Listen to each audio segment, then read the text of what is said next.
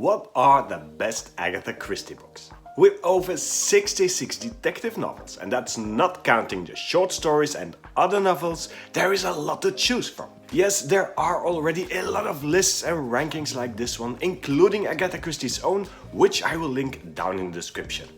But let's add one more. My top 10 of Agatha Christie books. And let's start off our list at number 10 with The Man in the Brown Suit. Now, The Man in the Brown Suit is a bit of an odd one out. You won't see this book in many rankings, and you can find a lot of mixed reviews for this one, and I get it. When you pick up an Agatha Christie novel to read, you have certain expectations. It will be a murder mystery, it has a certain setting, a certain detective, you know how it goes. But this book is none of that. This book reads like a thriller and an adventure story. Our heroine in this book is a young woman called Anne Bedingfield who thinks her life is a bit dull. She goes out to London in search of adventure and she gets more than she's bargained for. This is a very atypical Agatha Christie book. This is not what you would expect from it, and that's why I love it so much. Kicking off our list for today, at number 10, The Man in the Brown Suit. At number 9 we find totally the opposite. We find our first Miss Marple book with Murder at the Vicarage. Now, Murder at the Vicarage is everything you would expect from a British murder mystery set in the countryside. There is a vicar, there is Miss Marple. You know how this goes. This book for me is the benchmark for all historical British murder mysteries, both in novel and TV format. Murder at the Vicarage is just a safe option. It is what you expect from an Agatha Christie book. It has some great characters, it has an okay plot. This is a staple. At number 9, Murder at the Vicarage with Miss Marple. And at number 8 we have our first Hercule Poirot with The ABC Murder. Now, as far as I know, The ABC Murders is the only novel Agatha Christie wrote that has a serial killer vibe going on. There is a murderer going around picking people based on their initials, and it seems all very, very strange. We have the classical 3 characters that we love to see in a Poirot mystery, being Hercule himself, Captain Hastings, and Chief Inspector Japp. They're on the case, and this one proves to be quite a difficult one. This book has many story threads woven through each other, but it is done masterfully. And while this is, at least according to me, one of the most difficult ones to solve yourself, in the end, when the solution is given, you see how she did it. You see where she put those little clues and little tips and hints all throughout the book, and that you just fail to notice. So yeah, The ABC Murders, classical Poirot, perhaps not of the best Poirot novels, but certainly one that deserves a spot in the top 10. So at number 8, The ABC Murders. At number 7 we don't find any of the famous detectives. No Miss Marple and no Poirot. Crockett House is a novel about a family. Several generations of the Aristide family are living in the same manor, and on one dreadful evening, the paterfamilias of the family dies of poisoning, and everyone is a suspect. And I'm quite fond myself of any novel by Agatha Christie that uses poison as a murder weapon. Now, you see, Agatha Christie was a nurse and a pharmacy dispenser during the war, and she knew her stuff. She was a trained professional when it came to poisons, and you can see that in her novels. It's not just strychnine and cyanide, she gets creative with the stuff. And this book is no exception. Another thing I love about Crockett House is, and again, no spoilers in this list, but the end. The ending of this book is wildly unexpected, it is quite grim, and it is something totally different from what we used from her. At number 7, Crockett House, a bit of a more dark Agatha Christie, but I'm here for it. Then at number 6, just shy of our top 5, we have another Poirot novel, and it is Cards on the Table. The good old Belgian detective is invited to a bridge night by a bit of an eccentric art lover. Mr. Shaitana boasts that he has an interest in crime and sees murder as an art form. So he invites Poirot to come over, enjoy some drinks, enjoy some bridge, and yeah, you can guess what happens next. Mr. Shaitana gets murdered. Now, the fun thing about Cards on the Table is that this is your Avengers Assemble novel by Agatha Christie. Yes, we have Hercule Poirot, but we also have Colonel Race. There's Superintendent Battle, and then last but certainly not least, we have Ariadne Oliver, a well-loved Poirot character that will make many more cameos in some of the next novels. So we have 4 detectives in the room, we have 4 other guests and 1 dead body. Now, who will solve the murder? Who has done it? This is an excellent book. And if you're into audiobooks, I will say this one has a great BBC dramatization of it with very good voice acting. It has funny, witty banter. It is an excellent way to discover this book for the first time. So do check this one out.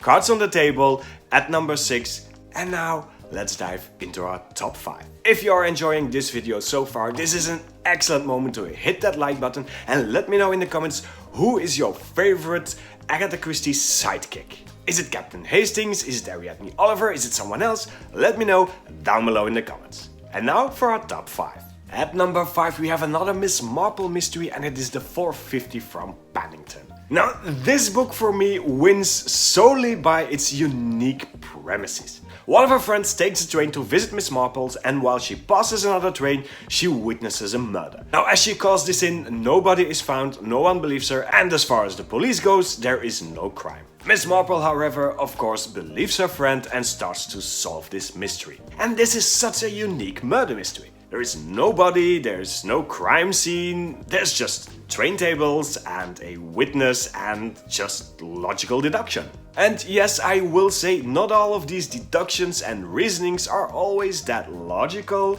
It sometimes feels a bit like a deus ex machina that all of a sudden Miss Marple knows things, but that doesn't spoil the fun. It is a very unique novel, it is a fun novel and it is one of my favorites. The 450 from Paddington at number 5.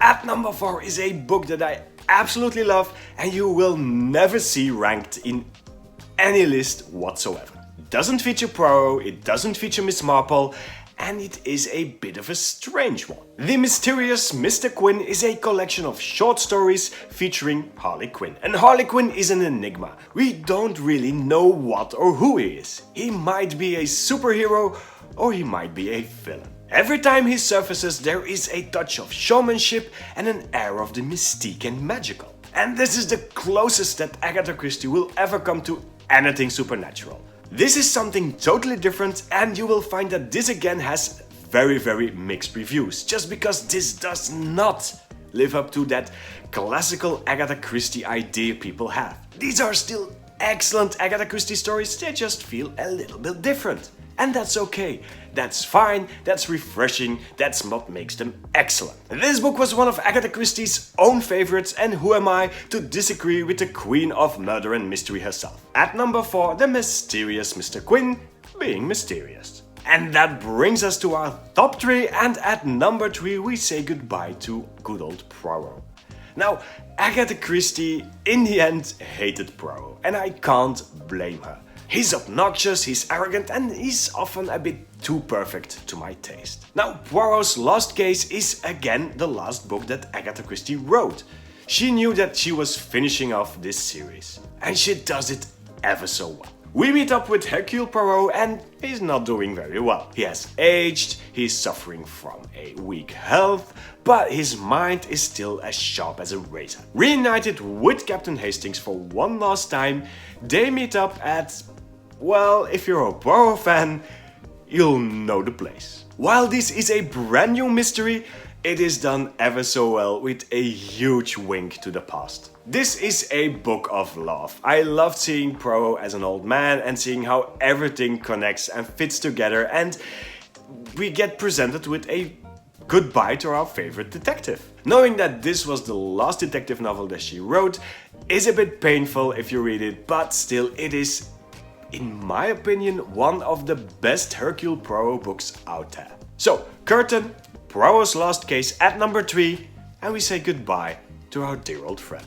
And number 2 will shock no one. Now let's talk Murder on the Orient Express. This is perhaps the best known Agatha Christie book. This is the book that is probably, together with Death on the Nile, adapted most often for television and film, and it is a classic. Now there's much to say about Murder on the Orient Express, but for me it does two things very well. First, the plot. is unique. Never have I ever seen a plot like this one. If you read it for the first time, you will not see it coming. Not going to say what and who, and not going to spoil this book for you if you haven't read it yet, but this one is special. Now, the other thing that this book absolutely shines in is its morally grey character. This book is absolutely about good and evil, but it is never black and white. Every character in this book seems to have some dark secrets, and I absolutely love it. And just like Death on the Nile, a book which is not included in this list because there's already Murder on the Orient Express, but it shows two things that Agatha Christie is excellent at. It is a closed circle mystery, it's on a train, no one can get off, and it is while traveling. If you're looking for Agatha Christie at her best, then Murder on the Orient Express is definitely a go-to. But there is one book that does it even better. Because at number 1, my absolute favorite Agatha Christie, there is And Then There Were None. No detectives in this one. Picture this, a mysterious island owned by a billionaire couple who invites 10 people. 10 seemingly random guests that are going to stay on the island. Lights go out and there is a voice that says you will be judged for your sins. And from then on, a throat-gripping, dark and suspenseful thriller of a survival game starts. No one is safe, everyone is a suspect, and don't get attached to characters.